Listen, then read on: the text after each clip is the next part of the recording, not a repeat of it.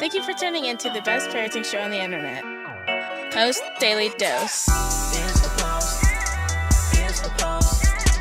It's the Post. The Post Daily Dose. It's the Post. It's the Post. It's the Post. The Post Daily Dose. It's the Post. It's the Post.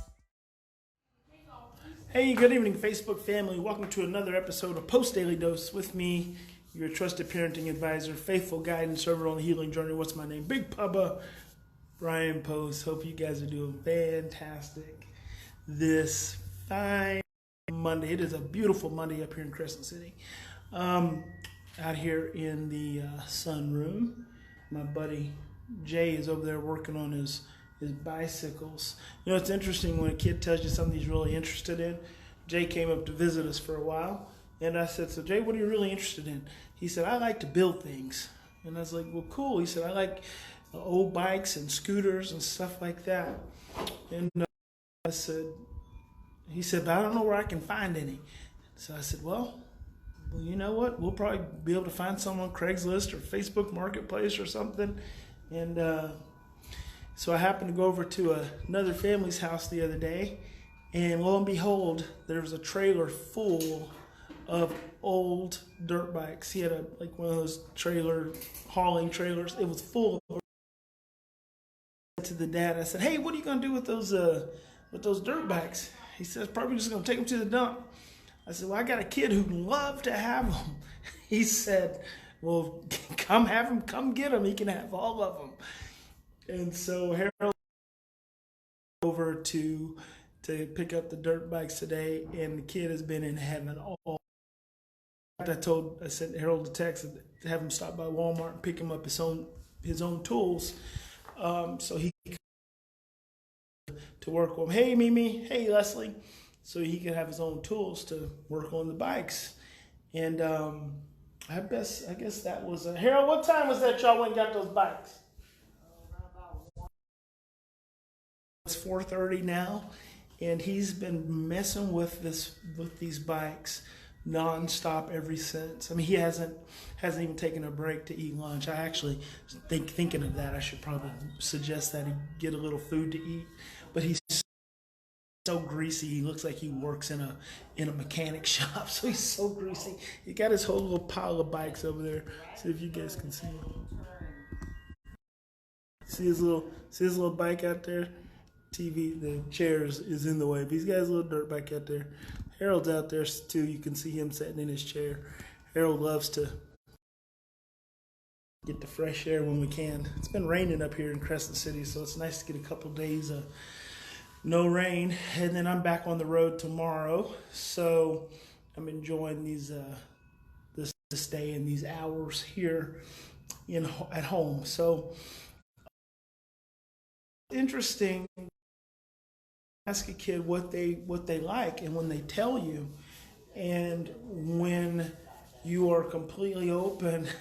Cynthia's making it rain through me. 50 stars. Thank you, Cynthia. When you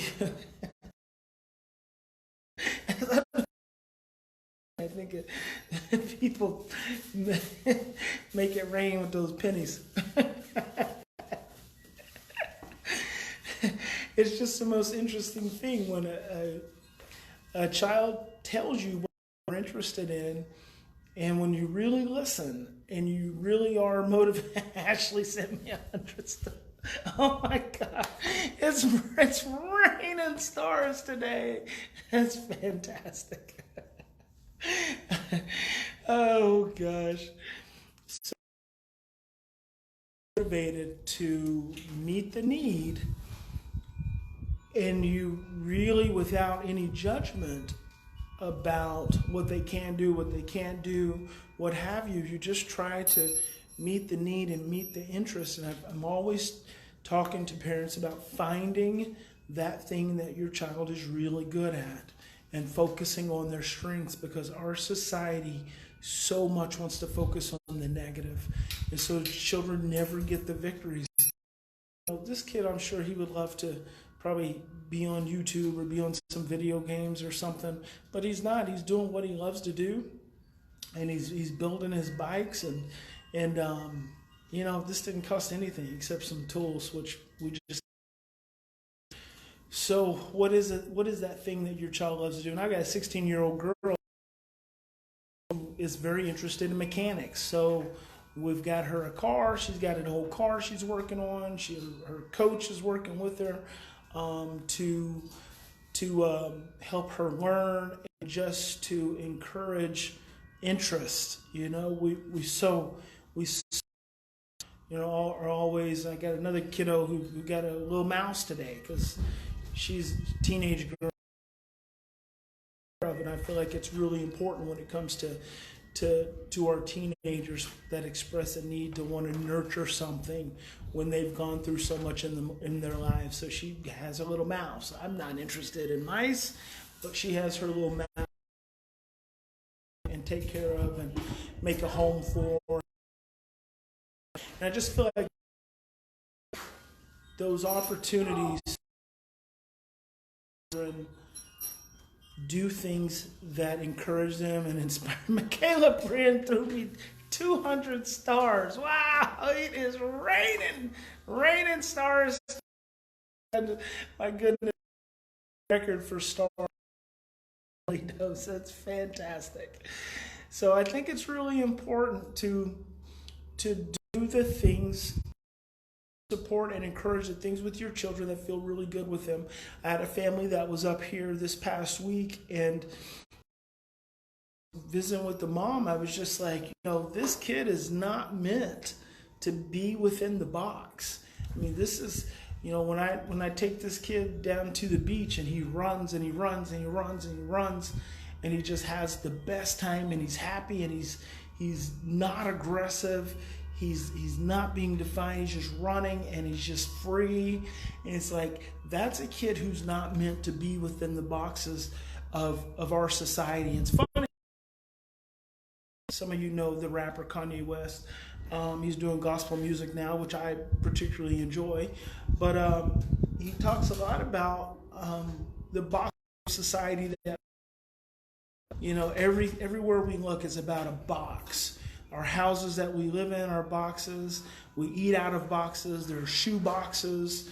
We get in a car, that's a box. We go to our house, and that's another box. School is a box. Everything is a box. Everything is about fitting within that box. Hey, Valerie, I'd love to adopt you. I sure would. Michaela said, make it rain. Everything's about that box. And,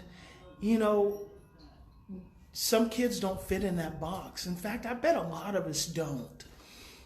I bet a lot of the struggles that a lot of adults have now, and that the struggles that many of us had as kids, with parents right now to this day, is that you've got kids that you want to fit into a box because society tells you they're supposed to fit into a box, and they don't fit in that freaking box.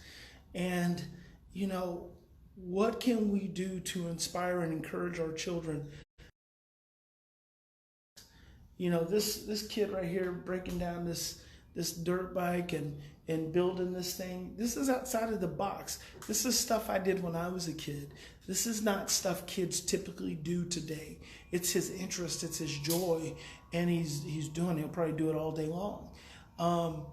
How can you meet the needs of your child when the needs that they have are outside of the box? I think that's a good question to think about and ask. And tonight's episode was thoughts along the not so yellow brick road, because I really didn't know what the heck I was going to talk about. So that's just good for this. Sometimes when I'm tired, I'm like, I don't know what to talk about. I actually even cleaned off the whiteboard.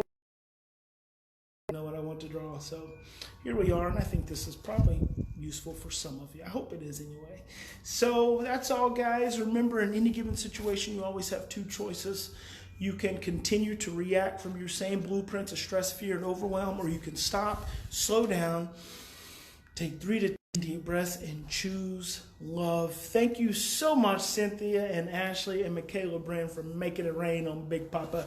Big Papa loves you. God bless each and every one of you, and we will see you tomorrow.